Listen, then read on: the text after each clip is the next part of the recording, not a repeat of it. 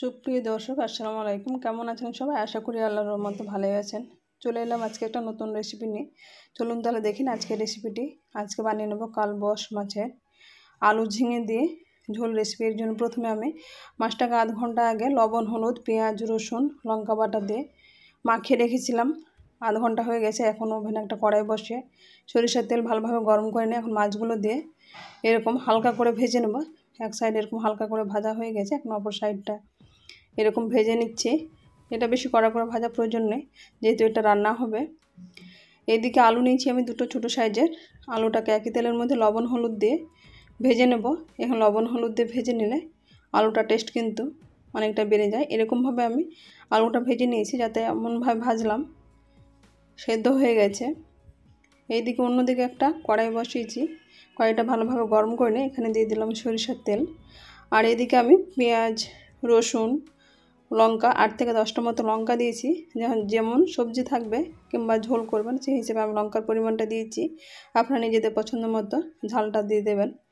আর দিয়ে দেবেন লবণ হলুদ। দুটো টমেটো মিডিয়াম সাইজের আমি কেটে দিয়ে দিলাম। এখন টমেটো পেঁয়াজটা ভালোভাবে কষে নেব। কষতে কষতে কিন্তু টমেটোটা সেদ্ধ হয়ে গেছে এবং মশলাটা থেকে তেল কিন্তু ছেড়ে দিয়েছে। এখন আলু যেগুলো ভেজে রেখেছিলাম সেই আলুগুলো দিয়ে আরও আমি মোটামুটি 3 থেকে 4 মিনিটের মতো মিডিয়াম ফ্লেম করে এটাকে সেদ্ধ করে নেব। মশলাটাকে ভালোভাবে কষে নেব। এদিকে ঝিঙা নিয়েছি, এরকম বড় সাইজের দুটো ঝিঙা আমি ছিলে নিয়ে এরকম অর্ধেক করে কেটে নিয়েছি।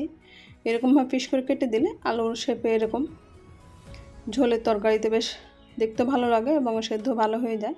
এখন মশলাটা এবং আলুটা ভালোভাবে সেদ্ধ হয়ে গেছে। এখন মশলার যে মিক্সিং জারটা আছে সেই জারটা ধুয়ে আমি অল্প পরিমাণে জল দিয়ে দেব।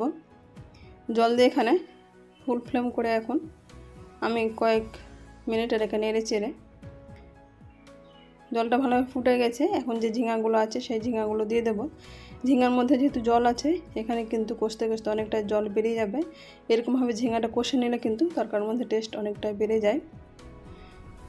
এরকমভাবে আমি ঢাকা দিয়ে এখন মিডিয়াম ফ্লেম করে কষে নেব 5 মিনিটের জন্য। 5 মিনিট পরে ঢাকনা খুলে দেখাচ্ছি। সবজিগুলো ভালোভাবে সেদ্ধ হয়ে গেছে এবং সাইড থেকে অনেকটাই তেল ছেড়ে গেছে। এখন এখানে আমি গরম জল ব্যবহার করব, যেহেতু ঝিঙা আলু সবগুলো সেদ্ধ হয়ে গেছে তাই এখানে গরম জল ব্যবহার করাটা বেটার এবং তরকারি টেস্টটা বেশ বেড়ে যায়। এরকমভাবে মাছগুলো এখন দিয়ে দিলাম, যেহেতু জলটা গরম আছে। জল দেওয়ার পরে কিছুক্ষণ ফুটে নেওয়ার পরে মাছ ভাজা যে তেলটা আছে সেটা আমি নিংড়ে দিয়ে দিচ্ছি। এখন এটা ঢাকা দিয়ে এখানে 4টা আমি গোটা লঙ্কা দিয়ে দিলাম।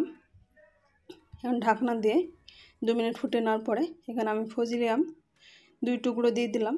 লবণটা টেস্ট করে নিই, কম আছে বলে অল্প পরিমাণে লবণ দিয়ে দিলাম। ঢাকা দিয়ে আমি মোটামুটি 4 থেকে 5 মিনিট এটাকে ফুটে নেব।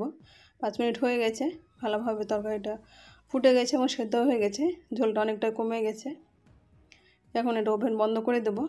খুব সহজে তৈরি হয়ে গেছে আলু ঝিঙা দিয়ে কালবাউস মাছের ঝোল রেসিপি। আমার রেসিপিটি কেমন লাগলো আপনারা অবশ্যই কমেন্ট বক্সে কমেন্ট করবেন। আমার চ্যানেল নতুন বন্ধু হয়ে থাকেন সাবস্ক্রাইব করে পাশে থাকার অনুরোধ রইল। পাশে থাকা বেল আইকনটি প্রেস করে দেবেন, তাহলে যখনই কোনো ভিডিও আপলোড দেবো সবার প্রথম আপনার নোটিফিকেশন পেয়ে যাবেন। ফিরে আসছে নতুন কোনো রেসিপি নিয়ে। আজ তাহলে এই পর্যন্ত। আসসালামু আলাইকুম, আল্লাহ হাফেজ।